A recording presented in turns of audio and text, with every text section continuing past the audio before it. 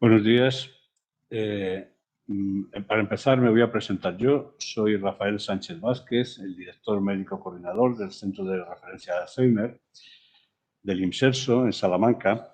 Y hoy vengo y tengo el honor de presentarles a dos profesionales de este centro que desde la perspectiva de la neurología y desde la neuropsicología van a tratar hoy en este seminario sobre un tema permanentemente candente, permanentemente en estudio, como son los trastornos de las conductas en las demencias o, si lo oímos en otros textos, los síntomas psicológicos y conductuales asociados o inherentes a la demencia, que en su día se pensaba que era algo distinto y ahora ya se sabe que forman parte de ellas.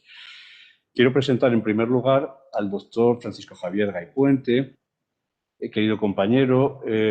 Empezará en la disertación. Es médico neurólogo y es el neurólogo titular del centro desde sus inicios. Después de Javier Gay, actuará Enrique Pérez Sáez. El doctor Enrique Pérez Sáez es doctor en neuropsicología, también profesor del centro desde los inicios, ambos con un amplio perfil investigador, docente, y creo que van a disfrutar ustedes de una magnífica sesión. Estoy seguro que aprenderemos mucho de ellos. No quiero entretenerme más y le doy paso al doctor Javier Gay. Gracias.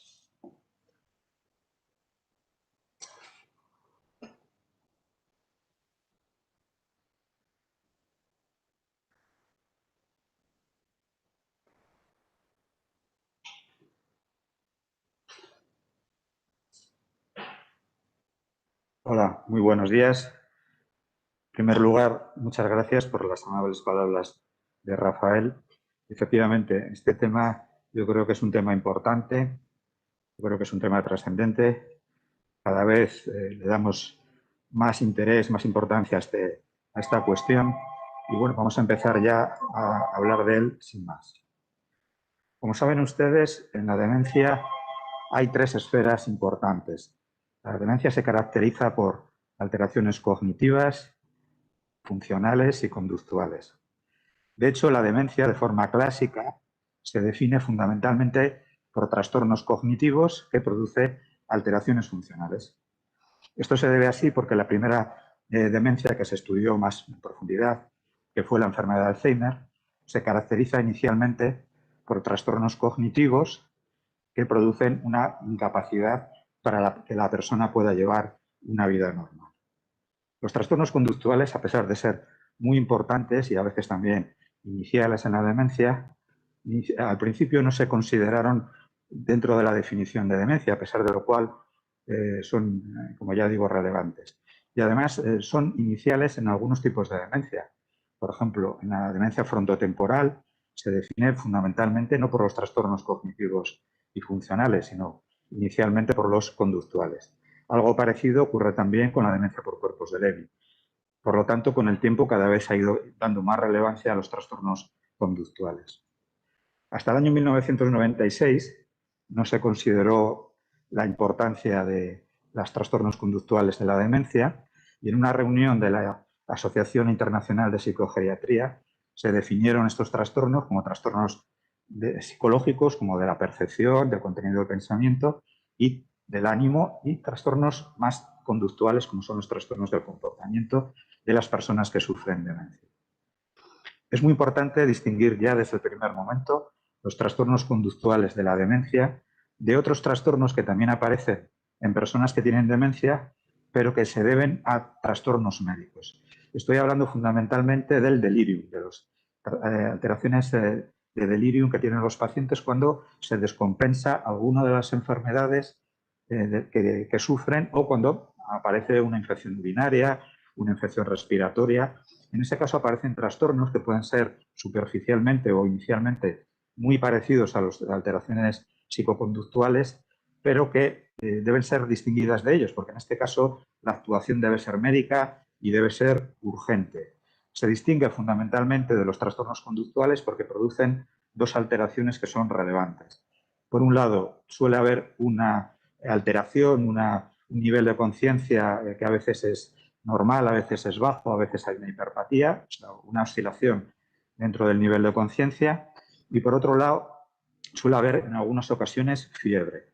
Entonces, esto es muy, muy importante. ¿Cuál es la frecuencia e importancia de estos trastornos? En primer lugar, generan un intenso malestar tanto en el paciente como en su familia. Este sufrimiento que origina los trastornos conductuales tenemos que tenerlo siempre en cuenta porque es una de las principales causas de desestabilización de las familias que tienen enfermos en su seno, que tienen demencia. Son una de las principales causas, yo diría la más importante, de institucionalización precoz. Los pacientes no suelen ingresar por trastornos de memoria o por trastornos funcionales, aunque a veces ocurre así, sino fundamentalmente ingresan en los centros por trastornos de conducta. La máxima frecuencia de estos trastornos suelen ser en estadios moderadamente avanzados de la demencia. Esto ocurre sobre todo en la enfermedad de Alzheimer, pero como ya dije antes, esto no siempre es así. Hay algunos tipos de demencia, como son la demencia frontotemporal y la demencia por cuerpos de Lewy, en lo que los trastornos de conducta no solo son precoces, sino muchas veces son iniciales. Lo primero que se manifiesta es un trastorno de conducta. Y muchas veces estos pacientes, sobre todo en el caso de la demencia frontotemporal, el primer médico que les ve muchas veces es un psiquiatra, porque esa manifestación psiquiátrica es la primera que se pone de manifiesto. La frecuencia en cada tipo de demencia pues es muy variable. Siempre, como ven en la diapositiva, está por encima más o menos de los 3/4 partes de las personas que sufren demencia. En un Alzheimer, por ejemplo, está en el 73%, en la demencia por cuerpos de Lewy en el 80%, y en la demencia frontotemporal, al ser una de las características que definen la demencia, pues está más o menos en el 100%. Como es natural, la presencia de los trastornos de conducta tiene que tenerse en cuenta en la estructuración en todo momento del plan asistencial, porque muchas veces va a ser el protagonista. El manejo de estos trastornos siempre es complejo y difícil, por varias razones. En primer lugar, porque las personas que tienen demencia con mucha frecuencia, prácticamente siempre llega un momento en que tienen afasia. O sea, tienen dificultad para comprender lo que les decimos y también para expresar lo que les está ocurriendo. Esto es muy importante y hay que tener en cuenta que esto limita mucho nuestro acceso a lo que les está ocurriendo y además, ya veremos también más tarde, se lo contará Enrique, es una de las limitaciones que a veces tienen también los tratamientos no farmacológicos. Las actuaciones no farmacológicas son imprescindibles y de hecho ya veremos en el transcurso de la charla que son las que primero se ponen en marcha y siempre están en marcha aunque haya otras actuaciones. Con mucha frecuencia no son suficientes y hay que recurrir a los fármacos. Los fármacos son un arma de doble filo, son un arma que hay que utilizar con mucho cuidado. Por un lado, después lo veremos también, hay muchos trastornos de conducta que responden poco o mal a los fármacos, a veces incluso producen efectos paradójicos los medicamentos y esos fármacos muchas veces, también lo veremos más tarde, producen efectos adversos que a veces pueden ser graves. Fundamentalmente rigidez, somnolencia, favorecen las caídas y con frecuencia también empeoran el estado cognitivo. Otro problema que tenemos con el uso de fármacos es que los pacientes con demencia suelen ser muchas veces ancianos, pacientes con pluripatología, tienen cardiopatía, tienen hipertensión, diabetes y otras enfermedades, y esa comorbilidad hace que el uso de fármacos esté limitado y en algunos casos incluso contraindicado. ¿Cómo se clasifican los trastornos de conducta? Como decíamos al principio, hay trastornos que son fundamentalmente psicológicos y otros que son conductuales. Dentro de los psicológicos están las alteraciones del humor y las alteraciones de la percepción. En las alteraciones del humor está la ansiedad, la depresión, la apatía, la labilidad emocional y la agitación y agresión. Dentro de los trastornos de la percepción, el complejo que constituyen los delirios y alucinaciones y las alteraciones de la identificación, que muchas veces son prominentes e iniciales también en el transcurso de las demencias, la dificultad para identificarse a sí mismos, para identificar a las personas que conocen o el domicilio donde viven. Por otro lado, están las alteraciones de la actividad psicomotora, las agitaciones, que muchas veces se relacionan con los cuidados, con el baño, con la ducha y demás. Son la agitación psicomotriz y el vagabundeo, la marcha muchas veces errática por el domicilio donde viven. Además de eso, están las alteraciones vegetativas, que se dividen en alteraciones del sueño, de la conducta alimentaria y de la conducta sexual. Una cosa muy importante es que hay que tener en cuenta que estas alteraciones de conducta producen cambios de la personalidad hasta en un 90% de los pacientes. Esto es fundamental, porque estos cambios de personalidad hacen que muchas veces las familias no sean capaces de reconocer a esa persona que tienen en casa. Muchas veces dicen en la consulta, esa persona que vive con ellos ya no la reconocen como el familiar con el que antes convivían. Y eso hace que sea más difícil la convivencia y el manejo de estos trastornos dentro de la casa. Otras cuestiones importantes que hay que recalcar es que muchas veces tanto la depresión como la ansiedad y otros trastornos son un poco diferentes dentro del contexto de la demencia que en pacientes con trastornos psiquiátricos que no tengan demencia. Así, por ejemplo, la depresión muchas veces no se manifiesta como habitualmente, con anedonia, llantos, disminución de la autoestima, sino además, sino otras veces las personas con demencia dan síntomas que están más, por ejemplo, en relación con disminución de la ingesta, apatía, negativa a caminar, negativa a comunicarse y demás. Entonces hay que estar muy pendientes y sospechar siempre que hay una depresión cuando nos encontremos con estos trastornos. La prevalencia, pues la prevalencia, como vemos aquí, es muy alta. El síntoma más frecuente de todos, aunque mucha gente lo desconoce, es la apatía. Por la apatía muchas veces no se pregunta, sin embargo, es el síntoma más frecuente, ese desinterés por el entorno, ese aislarse dentro de uno mismo, de los pacientes con demencia, es el síntoma más frecuente de los trastornos psicoconductuales. El más infrecuente, por otro lado, es la euforia. La euforia es un síntoma realmente raro. Los trastornos de conducta en la demencia se suelen agrupar habitualmente por clústeres, o sea, no suelen ir habitualmente solos. Por ejemplo, la ansiedad y la depresión suelen ir juntos y muchas veces se asocian también a irritabilidad. Después veremos que esta asociación entre estos tres trastornos es bastante frecuente en los inicios de la enfermedad de Alzheimer.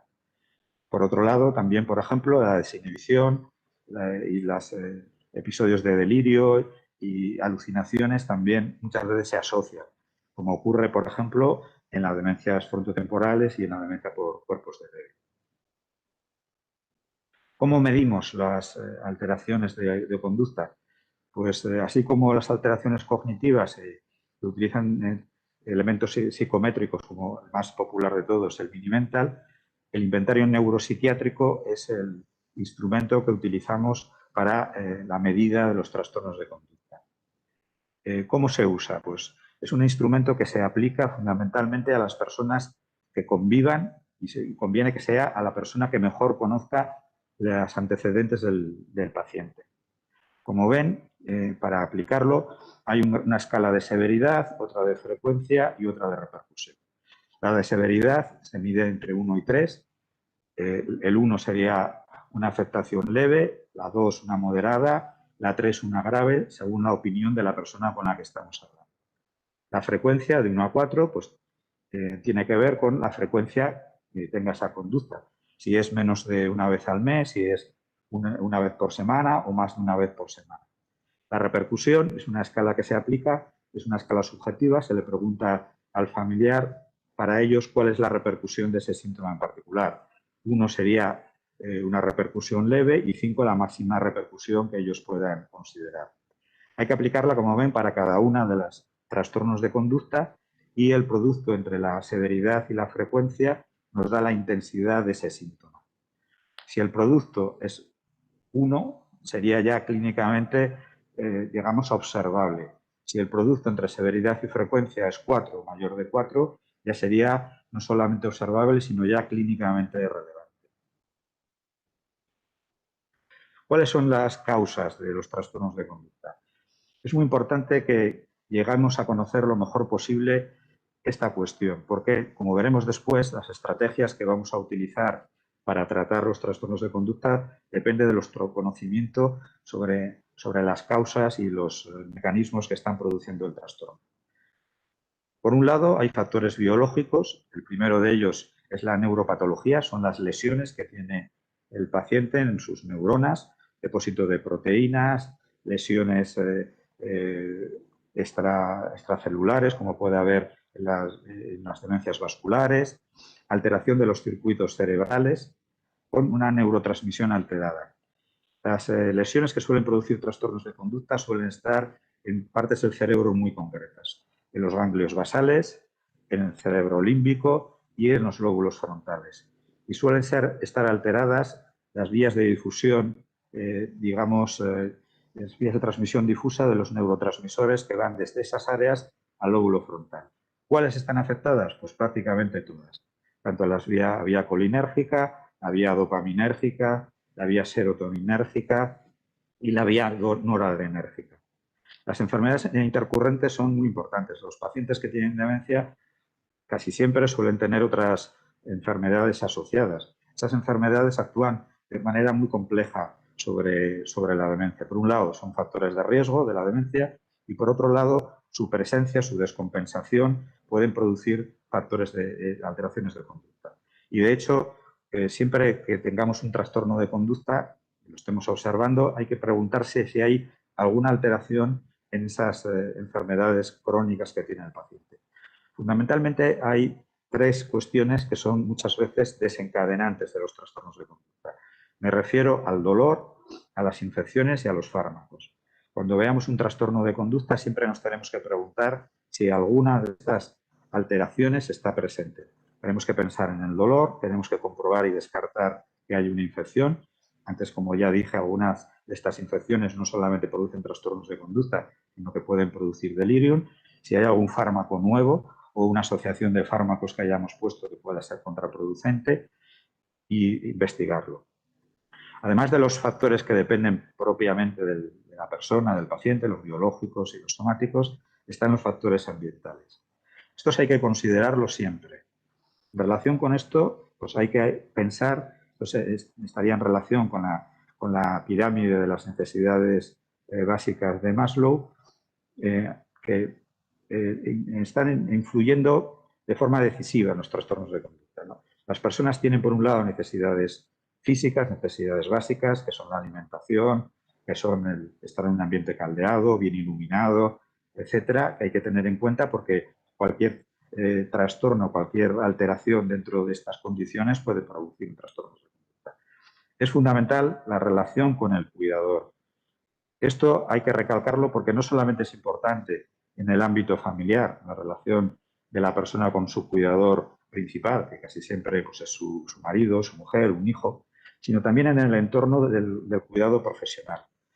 Porque una de las mayores causas de trastornos de conducta es una relación inadecuada entre el paciente y su cuidador. Muchas veces intentando hacer el bien, intentando mejorar el estado del paciente, incurrimos en algunas actuaciones que son contraproducentes.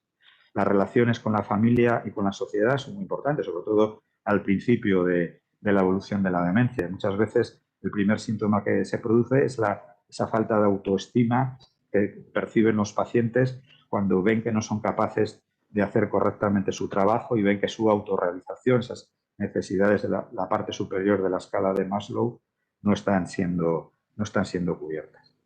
Ahora, Enrique os contará en qué consisten los factores psicosociales que también están en relación con la producción de los trastornos cognitivos y conductuales.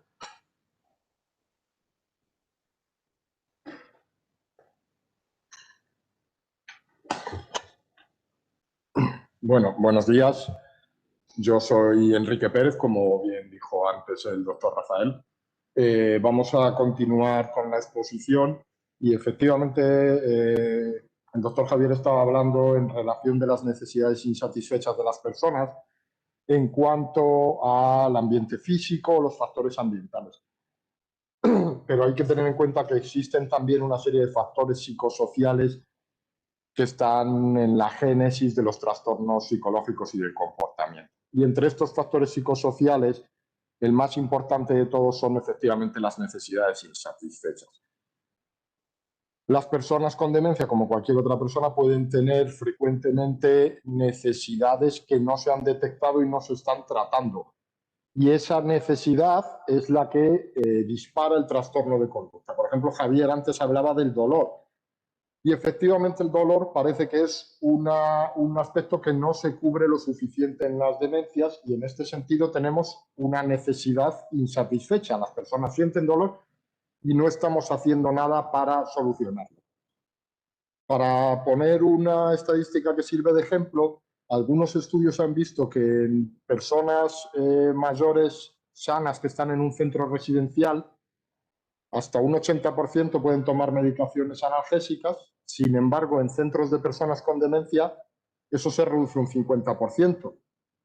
Probablemente no es que no les duela lo mismo, es que no pueden manifestar la necesidad que tienen, el dolor que tienen, o no le sabemos detectar y no se pone medida. Por eso en muchas ocasiones un primer paso, como veremos después, es poner un analgésico, que tienen un perfil de seguridad bastante elevado y no supone ningún riesgo generalmente utilizar un paracetamol o una medicación de este estilo, una aspirina, para controlar el dolor de las personas. Pero puede haber más necesidades, como decía Javier, pueden estar en torno a las cuestiones biológicas. Puedes tener que la persona tenga hambre o tenga sed, que la temperatura no sea adecuada o que la iluminación tampoco lo sea, que le falte actividad física, esa serie de necesidades más biológicas. También podemos hablar de necesidades de tipo psicológico, y en ese sentido estamos hablando de sentirse seguro en donde estamos, sentir el afecto, el refuerzo positivo, empatía, la presencia de otras personas, que también nos lleva a considerar los factores sociales, las necesidades sociales, pues precisamente eso, la compañía, la valoración, el respeto de otras personas, etcétera, etcétera. Por lo tanto, como decía Javier, una de las primeras cosas que nos tenemos que plantear cuando estamos ante un trastorno de conducta es qué lo está ocasionando. Puede ser una mezcla de todos estos factores que estamos hablando, pero tenemos que intentar siempre pensar en este sentido, qué necesidad insatisfecha puede haber, nos puede dar pistas de cómo abordarlo.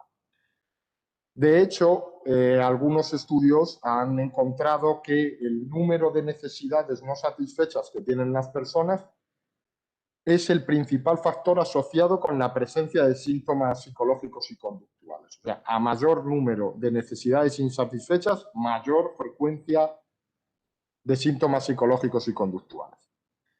Las necesidades que más frecuentemente se detectan entre las personas con demencia tienen que ver con la realización de actividades. La mayor parte del tiempo los estudios nos dicen que las personas con demencia en centros residenciales no están haciendo nada, no reciben ninguna actividad. Eso, por fortuna, va cambiando y los centros ya tienen, en la mayoría de los casos, tratamiento y profesionales para atender a las demencias, pero no siempre es así, no siempre contamos con el número suficiente de recursos, y por eso estas personas mantienen hasta un 70% de su tiempo sin hacer ninguna actividad, con lo cual esa es una de las principales necesidades que hay. Igualmente la compañía. El problema es que también las personas con demencia tienen menos capacidades para relacionarse, y aunque estén varios de ellos juntos, no están haciéndose compañía realmente, y necesitan pues los terapeutas, los cuidadores, que estimulen esa compañía y esa socialización. Y también otra de las necesidades más prevalentes era angustia psicológica, malestar en cuanto a lo que antes refería Javier, depresión, ansiedad, inseguridad y otras cuestiones que hablábamos. Entonces, esas suelen ser las necesidades insatisfechas más frecuentes, y cuando las ponemos solución, muchas veces se reducen las alteraciones del comportamiento. Se ha visto, por ejemplo, que pautar actividades, programar actividades significativas para las personas reduce significativamente la aparición de síntomas psicológicos y del comportamiento.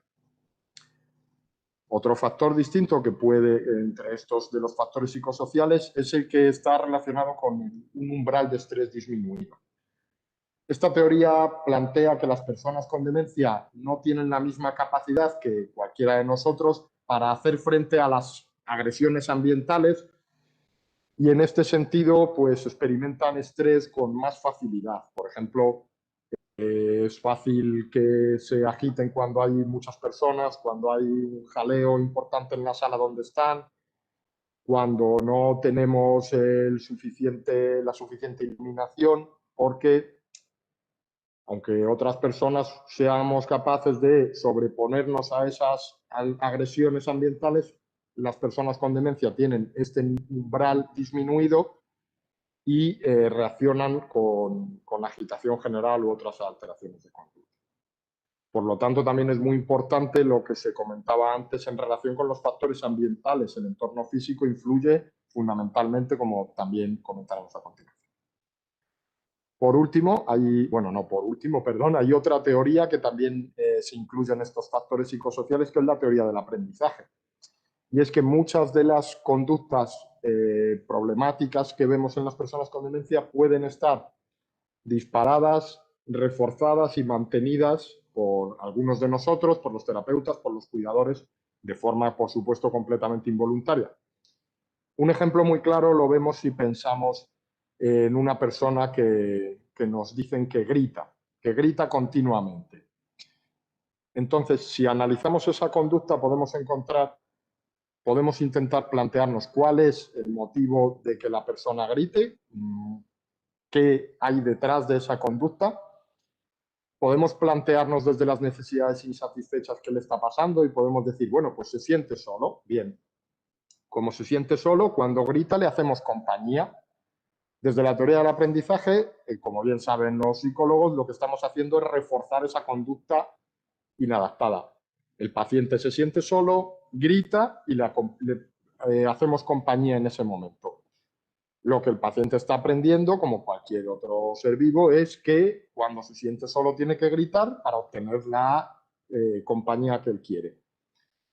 De esta forma, el cuidador, de una forma no intencionada, está manteniendo la conducta.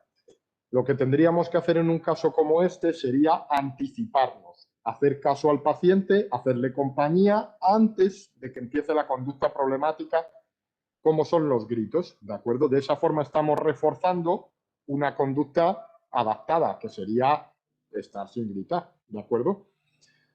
Igualmente, como veremos a continuación, es muy importante desde esta teoría del aprendizaje el análisis funcional de la conducta. Analizar qué sucede antes del comportamiento, cómo es el comportamiento y qué sucede después. Porque ahí vamos a encontrar tanto los antecedentes que disparan la conducta como los consecuentes, qué consecuencias tiene la conducta para la persona o para su entorno que pueden estar reforzando la conducta problemática. Dentro de estos factores psicosociales también tenemos que incluir, ahora sí por último, la influencia de la personalidad previa. Y sí que hay autores que reflejan que la personalidad que tienen las personas finalmente se va a manifestar de unas formas u otras cuando estamos en una situación de una demencia o un trastorno neurocognitivo, porque hay un esfuerzo por responder a las necesidades del ambiente, pero no es adaptativo. Y de esta forma se generan estas conductas problemáticas. De esta forma, por ejemplo, aquellas personas que han tenido un carácter autoritario, se nos dice que en muchas ocasiones pueden ser más agresivas cuando tienen una demencia. Las personas que han sido tímidas pueden ser más apáticas. La persona que era suspicaz ahora puede mostrar unos delirios, por ejemplo, relacionados con el robo o así. No sé si hay una relación tan directa como esa que nos dice, pero sí que está claro que la personalidad de cada persona, su carácter previo, influye en cómo se comporta y en las alteraciones de conducta que va a poder mostrar. Y estas son también muy distintas, por ejemplo, o pueden llegar a ser distintas entre hombres y mujeres, porque tenemos unas condicionantes sociales, unos roles de género y demás que determinan cómo nos vamos a comportar en determinadas situaciones. Bien, hay que tener en cuenta que hemos hablado de distintas teorías, hablando de los factores psicosociales, y estamos hablando de, como veis, distintos factores biológicos, ambientales, somáticos, psicosociales. Debemos de utilizar todas estas teorías, todos estos factores para poder explicar la conducta que sea problemática en cada caso. No son teorías que sean rivales, sino que se van a complementar para intentar dar una explicación sobre el motivo del trastorno de conducta. Bien, para hacer frente a estos trastornos de conducta es la parte siguiente. Ya hemos descrito bastante en profundidad, yo creo, la definición y cuál es la problemática, por cómo se originan y demás. Entonces, el siguiente paso ya es el abordaje de los trastornos del comportamiento y psicológicos. Uno de los modelos que más en boga están en los últimos años es este enfoque o modelo DICE, ¿de acuerdo? Pero en esencia viene a reflejar lo que es el manejo general que se ha acordado entre los profesionales y el consenso al que se ha llegado de cómo se deben manejar estas alteraciones psicológicas y de comportamiento. Este enfoque DICE lo hace de una forma muy estructurada y, como os digo, pues ha recibido en los últimos años un apoyo importante de la comunidad científica y profesional. Nosotros estamos implantando este modelo en el Centro de Referencia Estatal también para el abordaje de los síntomas psicológicos y del comportamiento. Según este modelo, como os digo, se trata de un enfoque estructurado en el que se va a realizar una valoración del síntoma. Como os decía, es muy importante describir la conducta, luego lo veremos. Se va a hacer una valoración de las causas subyacentes, cuáles pueden ser los motivos de esa conducta que puede estar generándola. En función de lo que descubramos en esa fase, se va a diseñar un plan de tratamiento. Vamos a establecer unos objetivos, generalmente intentar reducir, controlar la frecuencia y la intensidad de las alteraciones de conducta. Y vamos a implementar el tratamiento que hemos planificado, generalmente con intervenciones de tipo farmacológico y no farmacológico de forma complementaria. Además, este enfoque incluye un apartado importante de empoderamiento, educación y tratamiento de los cuidadores, porque como hemos visto están directamente implicados en la génesis y el mantenimiento de los trastornos de conducta y son muy necesarios para su abordaje. Os podéis preguntar por qué el modelo DICE. DICE viene de las siglas, de las palabras que estáis viendo aquí, que describen los pasos del proceso. Describir, investigar, crear y evaluar. Este enfoque DICE, por lo tanto, deberíamos de seguir estos 4 pasos. En un primer momento, como decíamos, se trata de describir la conducta, describir el síntoma que resulta problemático. Generalmente esto se hace apoyándose en una hoja de registro o en algún sistema de registro para que los cuidadores nos puedan decir cuál es el problema, cuál es la conducta o cuál es el síntoma que está resultando problemático. Esta hoja de registro debe de recoger cuál es el síntoma, qué forma tiene, cómo se presenta, la intensidad, la frecuencia, en qué lugar aparece, ante qué actividad, si había personas presentes, etcétera, etcétera. En este sentido, es una descripción exhaustiva del síntoma y el entorno asociado. Una vez que hemos descrito correctamente y en profundidad el síntoma, pasaremos a la fase de investigar. Esta fase se trata de encontrar las causas subyacentes, los elementos desencadenantes de la conducta. En esta fase del modelo DICE se lleva a cabo mediante una reunión interdisciplinar en la que profesionales de las distintas áreas, tanto resumiendo mucho farmacológicas y no farmacológicas, van a trabajar en conjunto para describir e investigar la conducta e intentar poner el plan de tratamiento. Esto se hace generalmente mediante un análisis funcional de la conducta. El análisis funcional de la conducta utiliza generalmente un modelo ABC, derivado de antecedentes, behavior, comportamiento en inglés, y consecuencias, ¿de acuerdo? Por eso tenemos el modelo ABC, es lo que se explicaba previamente. Se trata de describir qué hay antes, cómo es el comportamiento y qué sucede después de este comportamiento. Eso nos permite encontrar relaciones de causalidad y de contingencia entre las variables ambientales o de personas, actividades, etcétera, y la conducta que aparece. Bien. Una vez que hemos llevado a cabo este análisis funcional, hemos llevado a cabo este proceso de investigación, tendremos una hipótesis de cuál es la causa de estas alteraciones del comportamiento.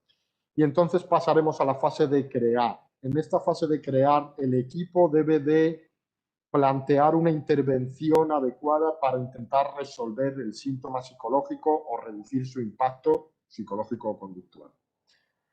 Se trabaja tanto a través de intervenciones directas como indirectas, como comentaremos después. Y por último, tenemos una fase de evaluación, en la que tenemos que valorar la efectividad del tratamiento que hemos puesto en base a los objetivos que nos hemos planteado y tomar decisiones. ¿El tratamiento está resultando efectivo? Debemos mantenerlo. ¿El tratamiento no está resultando efectivo? Pues tendremos que introducir modificaciones o volver a la fase de describir, investigar y plantear un nuevo plan de tratamiento. En general, este modelo utiliza un algoritmo de este estilo que es, como os decía antes, el manejo general. Distintos modelos comparten en esencia este enfoque. En general, como estábamos hablando, consiste en describir en qué consiste la conducta problema, cuándo aparece el problema. Estamos haciendo alguna actividad, hay algunas personas presentes, ¿qué está pasando? ¿Dónde aparece el problema? ¿Estamos en alguna sala en particular? ¿Estamos haciendo nuevamente una actividad en particular? ¿Aparece circunscrito a algunas localizaciones o es de carácter genérico el problema? Antes hablábamos de antecedentes, aquí los tenemos. Tenemos que plantearnos, ¿ocurre algo antes de que aparezca el problema?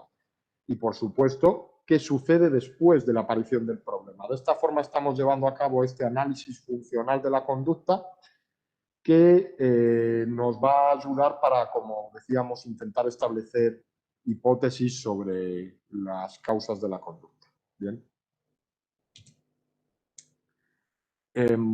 Distintos estudios, como decía Rafael al empezar la charla, el tema de las alteraciones psicológicas y de comportamiento en las demencias es de actualidad y siempre lo es, porque es uno de los principales problemas para las personas y para sus familiares cuidadores y que determina fundamentalmente la institucionalización en muchos casos y el deterioro funcional. Entonces existen múltiples estudios que están intentando determinar las mejores estrategias, el mejor modelo para abordar estos síntomas psicológicos y conductuales. Yo voy a hablar de las terapias no farmacológicas, ¿de acuerdo? Y después Javier hablará del uso de los fármacos. En cuanto a las terapias no farmacológicas, un reciente estudio ha hecho una revisión para ver qué puede funcionar, en qué circunstancias, y se determina que los mecanismos que parecen más más positivos en el sentido de que es posible obtener resultados sostenidos y efectivos tienen que ver, uno, con el entorno de cuidado.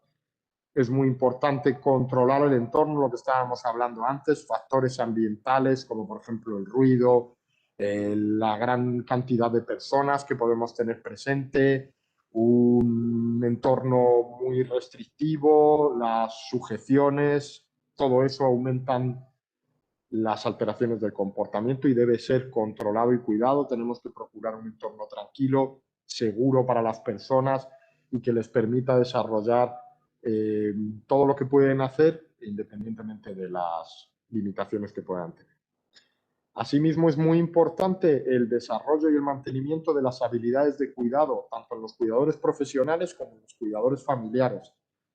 Es fundamental aprender a manejar estas alteraciones de comportamiento, entender cuál es su origen, nos ayuda muchas veces a manejarlo y nos ayuda a tener la actitud psicológica necesaria también para enfrentarnos a estos problemas, porque no hay duda de que suponen una gran sobrecarga para los cuidadores y cuando una persona está sobrecargada, pues también va a tener reacciones negativas y esto puede incrementar todavía más las alteraciones de conducta de las personas y demás. Por lo tanto, es muy importante un entrenamiento activo y una educación sobre qué son las alteraciones de conducta, por qué se pueden producir y cómo podemos abordarlas o cuál debe ser nuestra actitud general.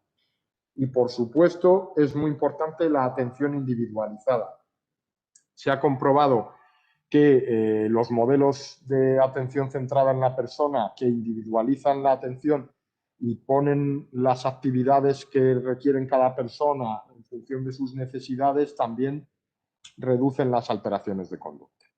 otro estudio del año 2018. En este caso lo que han hecho ha sido preguntar mediante el método Delphi, hacer una encuesta entre profesionales para ver cuáles consideran que son los enfoques de primera línea no farmacológicos que se deben de utilizar en las demencias. Y, como veis, coinciden con los que habíamos visto del estudio anterior. Estamos hablando del entrenamiento de los cuidadores, como acabo de mencionar, de una atención centrada en la persona, como ya llevamos diciendo desde el principio de la charla, y de la importancia de las actividades personalizadas, que obviamente está en relación con lo anterior, de la atención centrada en la persona. Por eso es muy importante, como planteaba Javier al inicio, conocer a la persona, conocer sus gustos, conocer sus intereses y saber sus necesidades, las capacidades que tiene y cuáles pueden ser las actividades más apropiadas. La implantación de tratamientos efectivos debería, si bien no podemos modificar el curso de la enfermedad subyacente, sí que debemos intentar disminuir los problemas derivados de los síntomas psicológicos. En este sentido, los costes es un aspecto importante que no se nos tiene que olvidar y, por supuesto, mejorar la calidad de vida de los pacientes. ¿De acuerdo? Cualquier tratamiento que implantemos, tanto los farmacológicos como no farmacológicos, no debemos de olvidar en ningún momento que estos son los objetivos fundamentales. Decía que es cierto que los tratamientos farmacológicos que tenemos ahora, farmacológicos o no, no son capaces de modificar el curso evolutivo de una demencia. Pero lo que se sabe es que la presencia de alteraciones de comportamiento importantes generalmente acelera o agrava el ritmo de la enfermedad, porque las personas pueden recibir más medicaciones, incluso cuando no son apropiadas, porque los cuidados se resienten mucho, porque no pueden recibir la estimulación que sería oportuna, y esta presencia lo que puede hacer es, como os decía antes, precipitar el ingreso de una persona en un centro residencial o, en algunos casos, pues, el uso excesivo de farmacología.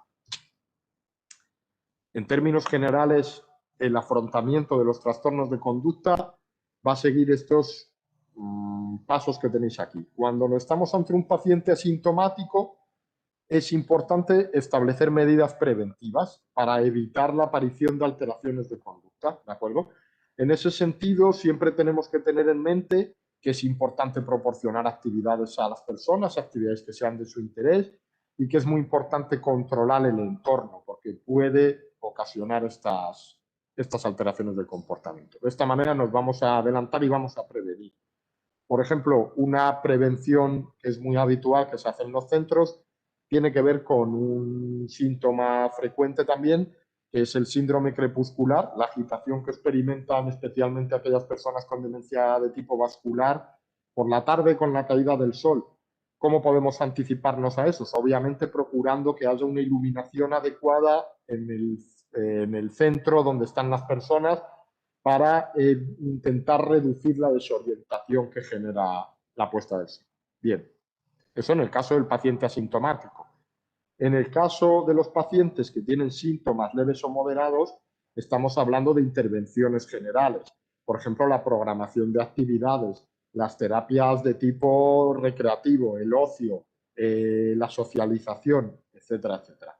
Y en el caso de los síntomas graves ya tenemos que poner un tratamiento específico y en muchas ocasiones pues va a ser necesario el tratamiento farmacológico como complemento de estas intervenciones generales o de otras intervenciones específicas que podamos hacer.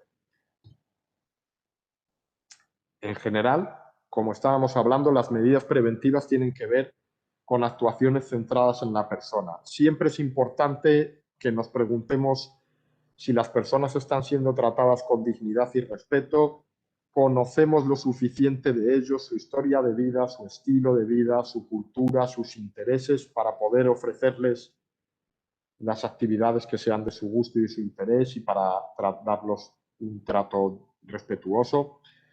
Tenemos que plantearnos si estas personas tienen la oportunidad de relacionarse con otros y estamos cubriendo necesidades de tipo social. Si tienen oportunidades de estimulación y diversión, ya decía que generalmente hay una falta importante de actividades.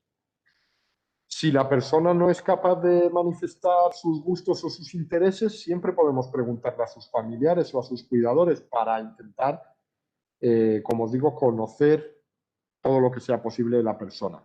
Y es importante que establezcamos un plan de cuidados en relación con las necesidades, con las habilidades, con los problemas sensoriales, limitaciones de movilidad, de comunicación o cualquier otra característica de las personas que estamos atendiendo. Y no se nos tiene que olvidar nunca incluir en la medida de lo posible a las personas en las decisiones que vamos a tomar sobre ellos, sobre su tratamiento, sobre qué es lo que ellos quieren, qué es lo que ellos esperan y, por supuesto, tener mucho cuidado con un trato irrespetuoso en el que incurrimos con frecuencia, que es hablar de las personas como si no estuvieran delante, especialmente con los pacientes con demencia, lo seguimos viendo y, por desgracia, nosotros mismos en muchas ocasiones cometemos ese error. Siempre tenemos que tenerlo en mente para intentar, pues como os digo, tener un trato digno y respetuoso para las personas. También tenemos actuaciones centradas en el entorno. Nos tenemos que preguntar igualmente, ¿la persona se encuentra cómoda? Por ejemplo, una persona que está encamada o en silla de ruedas es mucho más importante, porque tiene una movilidad reducida. ¿Se siente confortable? ¿Está libre de presiones? Las personas móviles tenemos que plantearnos si pueden desplazarse libremente. Y es muy importante, se ha comprobado el acceso a los espacios externos, ¿vale? En la medida de lo que sea posible. Ahora tenemos unas circunstancias que nos obligan de otra forma, pero siempre el poder salir a la calle, tener un jardín, un parque en el que pasear, puede resolver algunas circunstancias. La persona puede reconocer el ambiente que le rodea, hay algo que le haga sentirse como en casa, y en ese sentido tenemos que intentar, incluso en un centro residencial, decorar la habitación de la persona y utilizar elementos que le sirvan para reconocer el ambiente como algo familiar. Tenemos que plantearnos, antes lo decíamos, la necesidad que tenemos de tener encendida siempre la televisión o la radio, porque estamos generando un ruido innecesario, ¿de acuerdo? Si la persona no lo está atendiendo, no lo está disfrutando, mejor vamos a eliminarlo. Es muy frecuente encontrarnos un ruido excesivo en las unidades de convivencia o en los centros residenciales. Y se ha comprobado en algunos estudios, simplemente instalando un micrófono y dando instrucciones para que las personas mantengan el silencio o un ambiente más tranquilo, que niveles más altos de ruido se asocian con niveles más altos de alteraciones del comportamiento y psicológicas. Igualmente tenemos que asegurarnos que la persona puede percibir bien. Las gafas están limpias, su audífono funciona correctamente y, si no, intentar poner soluciones a las posibles limitaciones sensoriales que tenga. Y, como habíamos hablado de ello también, importante el control de la temperatura, la iluminación y el nivel de ruido, como acabamos de decir. Tenemos que plantearnos nosotros si son los adecuados. Las personas que sufren una demencia o trastorno neurocognitivo, en ocasiones no van a poder manifestar la incomodidad que tienen, no van a poder detectar la causa de esa incomodidad. Puede ser que tengan frío, pero no sepan detectarlo y manifestarlo. Por lo tanto, nosotros tenemos que estar pendientes de esas cuestiones. Y en general se habla dentro de las intervenciones generales también, perdón la redundancia, de una espera expectante. Una espera expectante es un proceso activo, no significa no hacer nada, significa observar a la persona, observar el entorno, el efecto de los tratamientos farmacológicos y no farmacológicos que hayamos podido poner, y esperar a ver qué es lo que sucede. Se ha comprobado que en muchas ocasiones los trastornos del comportamiento remiten espontáneamente o mejoran, ¿de acuerdo? Y sin poner ningún tratamiento, y en ese sentido es en el que esta espera expectante, con medidas centradas en la persona y en el ambiente, como acabamos de ver, es la actuación más segura, sobre todo porque reduce riesgos derivados de algunas posibles intervenciones o efectos secundarios, ¿vale? En cuanto al tratamiento no farmacológico, además de terapias específicas, tenemos que tener en cuenta unas consideraciones de tipo general, de cómo tratamos, de cómo nos comunicamos con las personas con demencia. el tono de voz tiene que ser siempre adecuado. Es importante utilizar un tono de voz normal, pero asegurarnos de que nos comprendan. Un tono de voz, decimos adecuado, y esto es importante, se ha comprobado que los tonos demasiado agresivos o incluso los tonos que infantilizan a las personas o que los tratan con un cariño adecuado pueden en ocasiones ser la causa de las alteraciones del comportamiento. Pero tenemos que asegurarnos que nos entiendan y sobre todo el volumen que sea adecuado. Tenemos que establecer contacto visual con la persona. Y es muy importante, como estábamos hablando antes, el establecimiento de rutinas, de pautas, de actividades que permiten a la persona mantener una orientación y mantenerse activo durante el día.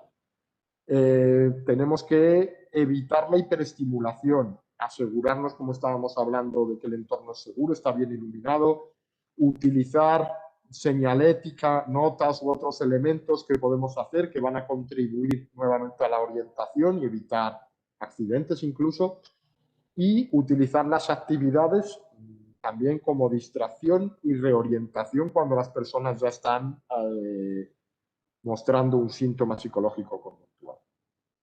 Para esto es fundamental la implicación activa del cuidador, ¿vale? Estamos hablando mucho de ello. Todo tipo de actividades, actividades de recreo, actividades placenteras, pueden ser muy apropiadas, tanto implementadas de forma preventiva para evitar la necesidad de hacer algo, para evitar el aburrimiento, como distracciones en ocasiones cuando las personas ya están agitadas, ¿de acuerdo? La higiene del sueño es importante. En la medida de lo posible tenemos que procurar que las personas con demencia duerman por la noche y estén activos durante el día. Eso lo vamos a conseguir nuevamente con un horario que establece rutinas, ¿de acuerdo? Eso permite, en conjunto a otras intervenciones, mantener la higiene del sueño. También hay que tener especial cuidado con los fármacos que pueden incrementar la somnolencia, y se puede hablar con el profesional médico para ver en qué momento es el más adecuado para poner según qué fármacos para contribuir a un adecuado estado de la persona. Y luego tenemos terapias que pueden ser tan sencillas como un masaje. Se ha comprobado incluso que un masaje de manos con crema o algo puede ser relajante para muchas personas y en ese sentido puede disminuir sensaciones de angustia o de inseguridad y reducir las alteraciones del comportamiento. Y luego otro tipo de terapias que generalmente consideramos de tipo emocional, afectivo o incluso relacionadas con el ocio, como son musicoterapia, danzaterapia, terapia asistida con animales o la estimulación multisensorial, ¿de acuerdo? Este tipo de terapias tenemos cierta evidencia de que pueden ser efectivas, pero cada caso requiere, como estamos viendo, un análisis y un tratamiento especializado. Entonces, para una persona, escuchar la música que le relaja puede funcionar muy bien, pero para otro eso no es una actividad apropiada y prefiere una terapia asistida con perros, por ejemplo. Por supuesto, depende del abanico o que nuestros profesionales dispongan para poder implementar, pero siempre podremos encontrar alguna actividad que pueda servir para cada persona.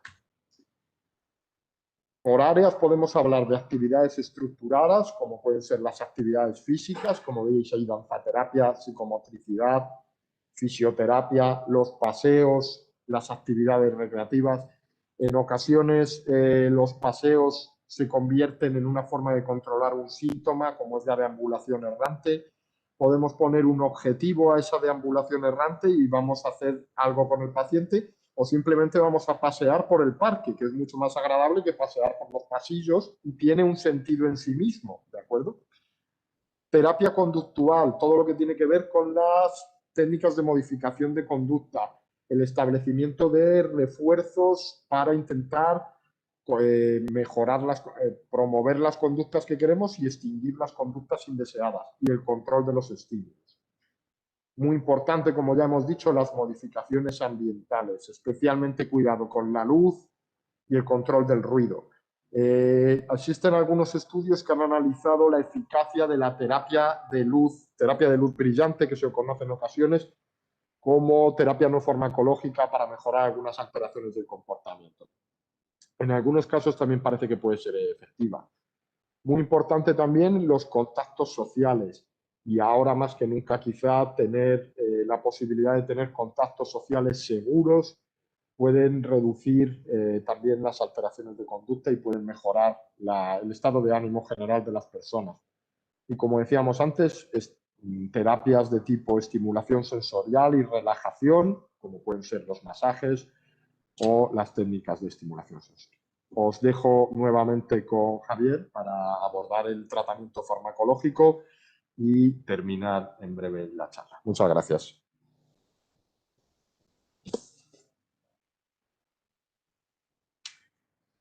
Bueno, vamos a continuar con el tratamiento farmacológico. Al principio de la charla os estuve hablando de aquellos circuitos que existen entre el cerebro medio, entre el cerebro afectivo, la involución del cíngulo, las áreas subcorticales y la corteza cerebral. Y vimos que estaban alterados pues, prácticamente todos los neurotransmisores que actúan entre esas áreas. La base del tratamiento farmacológico es sustituir, restituir en lo posible esos circuitos que están alterados y esos neurotransmisores que son deficitarios. Entonces, el primer grupo de los medicamentos que utilizamos son los anticolinesterósicos. Los anticolinesterósicos son los primeros que se utilizaron para intentar mejorar los trastornos cognitivos de la demencia, pero hemos visto que no solamente son capaces de mejorar los trastornos cognitivos, sino también los trastornos conductuales, porque también el déficit de acetilcolina está produciendo alteraciones de conducta. Dentro de este área está el donepezilo, la ribastigmina y la galantamina.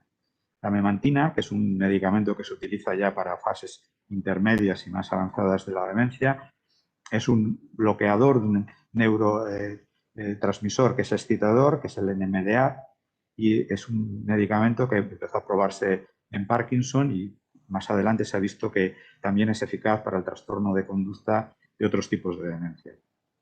Se utilizan también antidepresivos, tanto medicamentos que tienen que ver con la vía de la serotonina como medicamentos de la vía de la noradrenalina y medicamentos duales que afectan tanto a la noradrenalina como a la serotonina. Dentro de los ansiolíticos están las benzodiazepinas. Ahora hablaremos un poquito en qué circunstancias se deben y se pueden utilizar. Para los trastornos de conducta más graves, como pueden ser los delirios y alucinaciones, se utilizan fundamentalmente los antipsicóticos, los neurolépticos, que tienen que ver con la neurotransmisión de la dopamina, que es otra de los neurotransmisores que están alterados. Dentro de los antipsicóticos están los antipsicóticos típicos, los más clásicos, que tienen mayor efectividad y más efectos sobre los receptores de 2 y por lo tanto producen más efectos secundarios de tipo parkinsoniano. Dentro de ellos están el haloperidol y el tiapride. Se siguen utilizando, pero ahora veremos que conviene limitarlos, sobre todo para los trastornos más graves y durante un tiempo reducido por los efectos secundarios que tienen. Los antipsicóticos atípicos, como son la risperidona, la olanzapina, la quetiapina, la aripiprazol, la ciprasidona y alguno más que está saliendo últimamente, tiene la particularidad de que su efecto sobre los receptores de 2 es menor y por lo tanto están produciendo menos efectos secundarios de tipo parkinsoniano.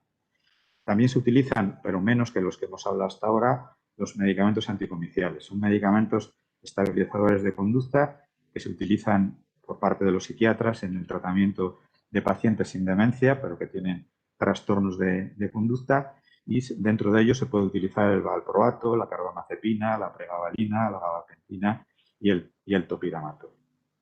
Entonces, como decíamos, la estrategia fundamental es primero tratar con un anticolinesterásico. Con esto vamos a empezar a mejorar el trastorno cognitivo, se ponen al principio de la demencia y, como ya digo, se ha observado que no solamente mejora el trastorno cognitivo, sino puede mejorar bastante también el trastorno de conducta. A los anticolinesteráticos se añade después memantina en la fase moderada de la demencia. Puede hacerse tanto en la enfermedad de Alzheimer como en otras demencias y esa combinación entre anticolinesteráticos y memantina muchas veces hace suficiente el control y no necesitamos utilizar medicamentos más potentes. La siguiente escala o el siguiente escalón de tratamiento sería utilizar antidepresivos. Los antidepresivos nos va a venir bien para los trastornos también de tipo depresivo, pero algunos de ellos que tienen que ver con la vía de la serotonina puede también mejorar la ansiedad del paciente. Entonces, cuando veamos ansiedad, cuando veamos depresión, también para algunos trastornos de tipo obsesivo e incluso para ideaciones delirantes que no sean muy graves, los antidepresivos pueden ser eficaces. Los ansiolíticos, las benzodiazepinas, conviene utilizarlas de vida media más corta posible para los efectos secundarios que tienen. Sobre todo son medicamentos que producen mucha adicción, que producen taquifilaxia, es decir, que cada vez tenemos que utilizar dosis más altas para que sean eficaces y, por lo tanto, conviene los ansiolíticos utilizarlos para cuestiones muy concretas, como pueden ser ansiedad que no se pueda controlar de otra manera, o trastornos del sueño, pero siempre intentando utilizar dosis bajas y durante tiempos reducidos. De hecho, siempre aquí en nuestro centro intentamos, cuando los pacientes vienen con ansiolíticos, intentar, si es posible, reducir la dosis y si podemos quitarlos y sustituirlos por otro tipo de medicamentos, como pueden ser antidepresivos del perfil de la trazodona o la mirtazapina, que nos pueden mejorar el sueño sin producir los trastornos de conducta y los efectos secundarios importantes que tienen las benzodiazepinas. Como decía antes, los antipsicóticos típicos, como son el haloperidol, el tiapride y demás, conviene utilizarlos solamente en trastornos de conducta muy graves, sobre todo de tipo alucinación, que es para lo que mejor responde el haloperidol, y utilizarlos durante muy poco tiempo. Aquí hemos utilizado algunas veces pautas de haloperidol, o bien por vía oral o bien por vía parenteral, pero intentamos que sea durante los menos tiempo posible, si puede ser unos pocos días, y sustituirlos inmediatamente por otro medicamento que se pueda tomar de forma más continuada para evitar los efectos secundarios del haloperidol. Los antipsicóticos atípicos cada vez se usan más, precisamente han venido a sustituir al haloperidol, tienen algunos efectos secundarios importantes que ahora os comentaré y conviene también utilizarlos con prudencia, reservarlos para los trastornos que sean más graves, más duraderos y cuando sea posible retirarlos, hacerlo. Conviene cada 4 o 5 semanas, después hablaremos de ello, hacer una revisión de la necesidad de utilizar fármacos y particularmente antipsicóticos atípicos, y si vemos que esa necesidad de utilización ya no está presente, pues se pueden retirar de forma progresiva del tratamiento. Dentro de la actuación con fármacos tenemos que tener en cuenta que no todos los síntomas que tiene el paciente mejoran con psicofármacos. Los psicofármacos actúan sobre todo para aquello que han sido diseñados, para la depresión, para la ansiedad, para las alucinaciones, ahí pueden ser eficaces. Hay que tener en cuenta que en la demencia, como los trastornos son bastante atípicos, no son tan típicos como el paciente que no tiene demencia, muchas veces el resultado de los fármacos no es el esperado y puede haber incluso reacciones que sean contraproducentes, atípicas y hay que tenerlo en cuenta. Estos síntomas, por ejemplo, no mejoran con psicofármacos. Entonces, cuando nos encontremos con ellos, el poner un medicamento del tipo que sea no va a tener ningún efecto. Como veis, son conductas las que hemos hablado antes que pueden ser relevantes, como por ejemplo, de deambular sin rumbo, las conductas orales repetitivas, la conducta de esconder objetos, de acapararlo, el balancearse en silla de ruedas, el llevarse a la boca objetos que no sean comestibles, el hacer caso omiso a las restricciones, que es uno de los trastornos de conducta que más preocupan a los cuidadores, tanto a los cuidadores dentro del ámbito familiar como del ámbito institucional, pues esa conducta no va a mejorar con fármacos. Entonces, iniciar un tratamiento farmacológico para alguno de estos trastornos de conducta que ya sabemos que no mejoran con fármacos es inútil, es contraproducente y puede añadir, digamos, iatrogenia.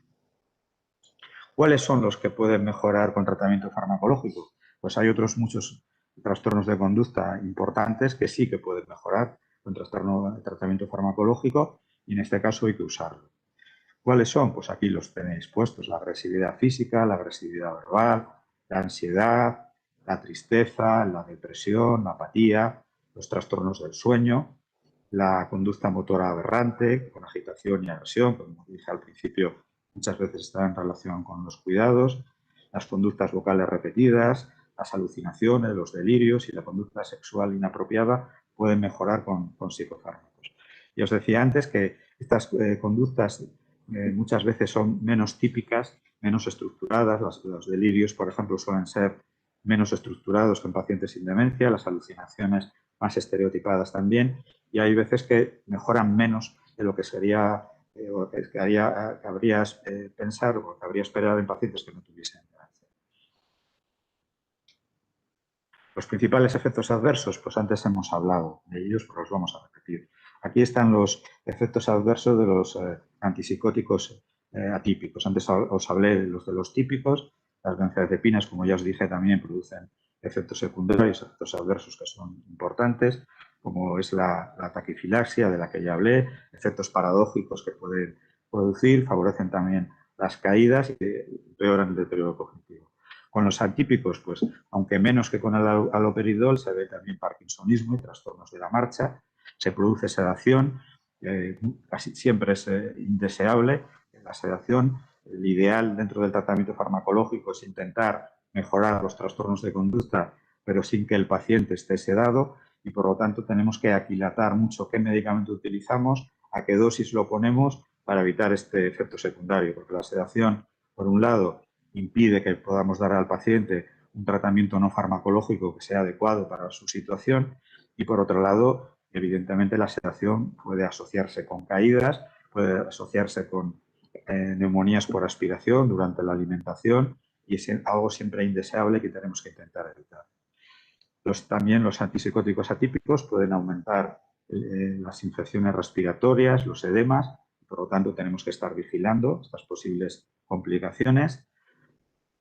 Pueden empeorar el deterioro cognitivo, como ya decía antes, que también lo pueden hacer los benzodiazepinas, y por lo tanto tenemos que ser cuidadosos. Se ha visto también en estudios que se han realizado y hace bastante tiempo que están relacionados el uso de antipsicóticos atípicos con el aumento de eventos cerebrovasculares, de ictus, y por lo tanto tenemos que ser cuidadosos, y las personas que tengan un marcado número de factores de riesgo vascular tenemos que ser cuidadosos en el uso de antipsicóticos atípicos, utilizándolos siempre a dosis más bajas posibles y el menos tiempo posible. Puede también aumentar la presencia de otros eventos tromboembólicos diferentes a los ictus, y globalmente considerado, los estudios también demuestran que el uso de antipsicóticos atípicos, sobre todo si se utilizan a dosis altas durante un tiempo prolongado, aumenta la mortalidad de una forma importante. Aquí viene entre 1,7 y 1,5 veces, prácticamente el doble.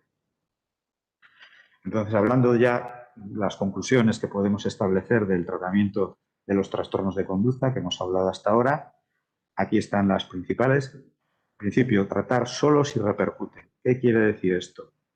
Si repercuten sobre todo en el paciente. Si el trastorno de conducta produce sufrimiento en el paciente, no si produce sufrimiento en el cuidador o produce sufrimiento en nosotros, sino en el paciente. Si un paciente tiene, por ejemplo, una idea delirante o incluso alucinaciones que no le producen malestar, por ejemplo, habla de su padre porque tiene retrogénesis y parece que acaba de verle y habla de que lo acaba de ver, incluso tiene alucinaciones asociadas a eso, y eso no le produce angustia, sino todo lo contrario, no está indicado tratar ese trastorno de conducta. Hay que utilizar primero, como ya hemos dicho desde el principio, estrategias no farmacológicas. Ese siempre es el primer escalón. Estas estrategias no farmacológicas, como ya hemos dicho desde el principio, hay que individualizarlas. Hay que aplicar las que sean convenientes para esa persona en particular. Por eso tenemos que saber muy bien la historia de vida del paciente. Nunca se insistirá suficiente en la importancia de conocer al paciente lo más a fondo posible. Todos sus antecedentes, sus gustos, su nivel educativo, qué cosas le han gustado y a qué cosas tiene aversión. Porque si no conocemos esto, podemos incurrir en muchos errores que nos hagan fracasar en el tratamiento. El tercer punto es emplear fármacos solo en las situaciones significativas por su severidad y duración.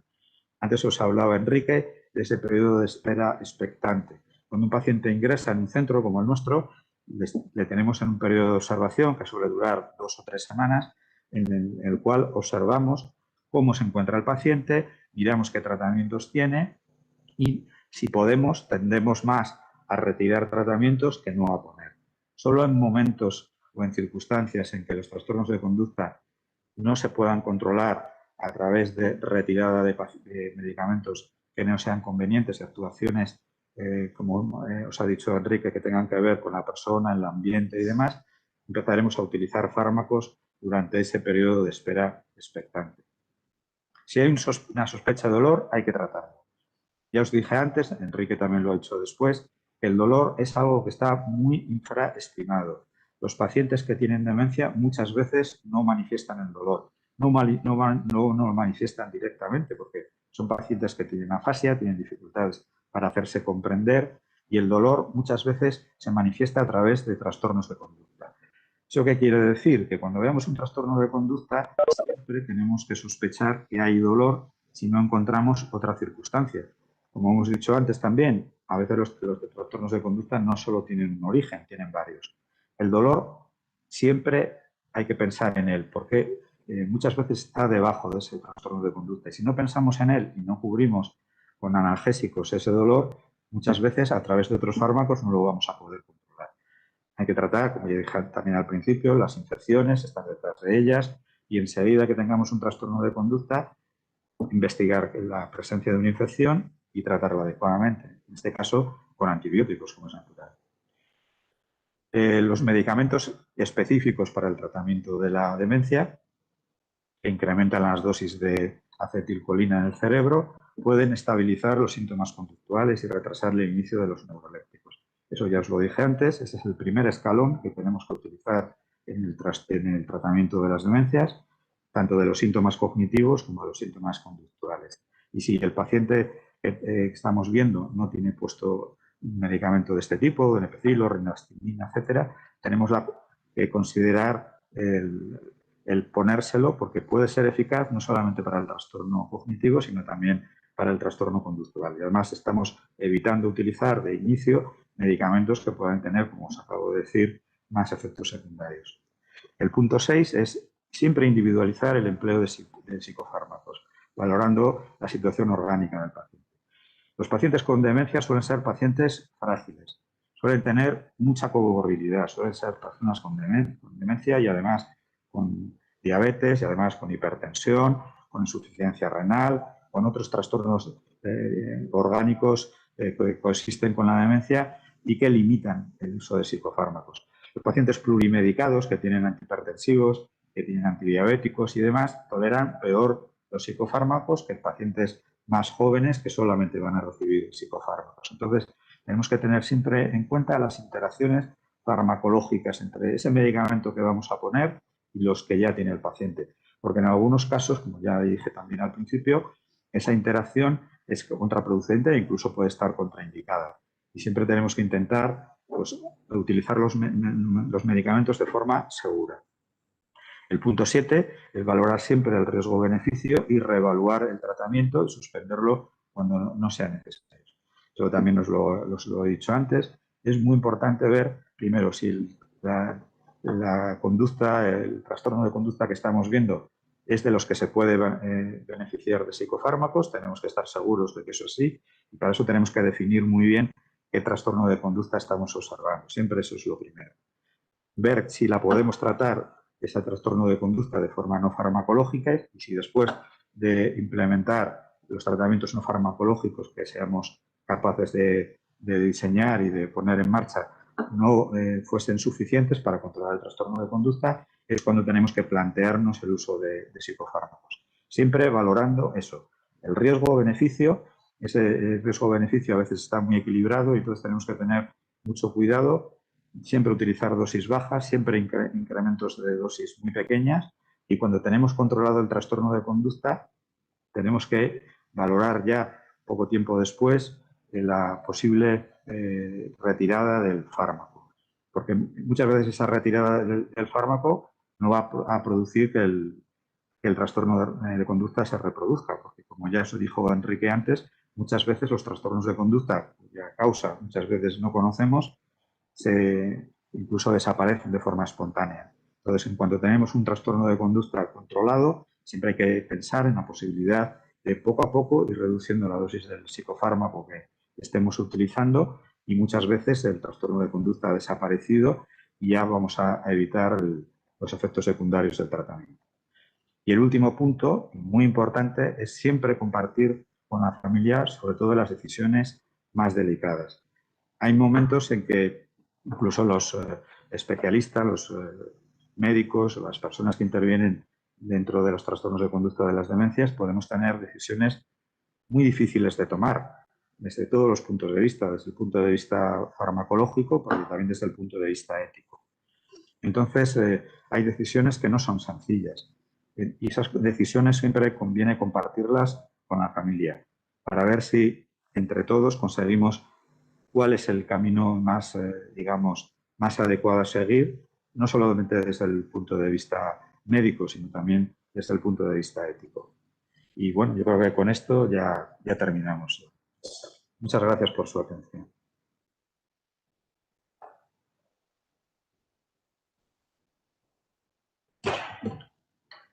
Simplemente para despedirme yo también, muchas gracias por la atención y si habéis podido disfrutar del planteamiento a través del canal de YouTube.